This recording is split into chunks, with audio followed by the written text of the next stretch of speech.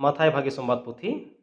22 हटिंग 29 कली रे मेने कना भूल आपे एनते सोस्तर बापे बडाय कना और ईश्वरा कथा हो बांग बुइहा और मिश्रा को तिहिं आबू दो चिदा बुन भूल कना चिदा जे आबू सोस्तर बाबुन बडाय कना और ईश्वरा दाड़ी बाबुन बडाय कना चे आम तिहिं बांग भूलेम मेने कना दिला सोस्तर बडाय में सोस्तर पढ़ाव में एनते सोस्तर दो मीटेन मनवा लगिते डहार रिया आरसाल कना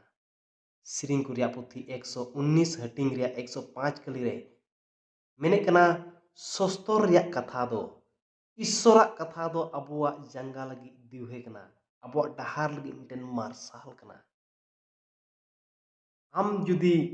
मार्साल डहार रे ताड़ाम मेने कना आम जुदी आमा ताड़ाम डहार रे आमा जीवन रिया ताड़ाम डहार रे आलो तोहदो ए मेने कना तोबे दिला सोस्तर रिया मार्साल रे ताड़ाम में उनको बारिया रेन होड़ लिका कोई बेरोवा रेन होड़ ओकोय दो मी रकम जाव ओक्ते सोस्तर को डुंढवे कान थाहे आर को खोंद रंदे कान थाहे तीन रे पौल अपस्तोल बेरोवाते चलावना और उन्हें प्रचार केदा उन्हें को होड़ दो अडी सफा सोड़ा को थाहे कना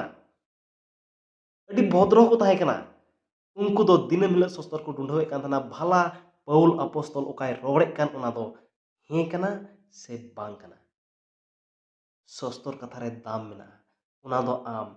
मिटेन भागी डहार ते इउरे में कना धर्म रे इतुई में कना दूसर तिमुथी 3 हटिंग रिया आम 16 17 पढ़ाव लेखा नोंडे मेने कना जे सोस्तर कथा दो धर्म रे इतुआ लय चिचित आय आर निसड़ाव नाय एमोग कना आम धर्म रे इतु सनाय मिया आम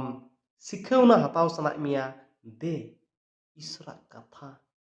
सोस्तर रिया कथा अंगोज में एनते सोस्तर रिया कथा दो अडी साधारण लेका दो बांग कना मेनखान पतरास रिया पुथरे लय बुन कना जे सोस्तर रिया कथा दो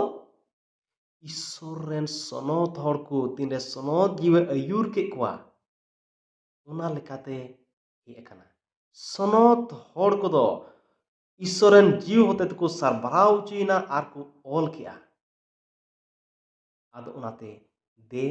सोस्तर रिया कथा पढ़ाव में आम सरी डहार रे अयुर मिया आमेन।